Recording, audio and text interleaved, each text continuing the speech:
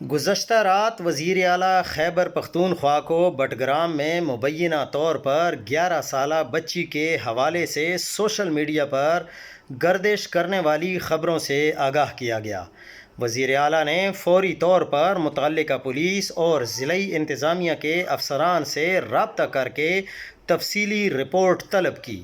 تفصیلات کے مطابق مقامی پولیس رات 1:50 پر لڑکی کے گھر پہنچی اور ذکرہ دختر حنیف اللہ سکونت گاؤں کدیرہ تھانہ چھنجال کو جوڈیشل مجسٹریٹ عدالت میں بیان کے لیے پیش کیا گیا، جہاں وہ اپنی والدہ اور دیگر رشتہ داروں کے ہمراہ موجود تھیں۔ ذاکرہ اور ان کی والدہ محفوظ ہیں اور تمام تر قانونی تقاضے مکمل کیے جا رہے ہیں۔ مزید تفصیلات بعد میں جاری کی جائیں گی اور ایسا کوئی بھی غلط کام ہم کسی کو نہیں اٹھانے دیں گے۔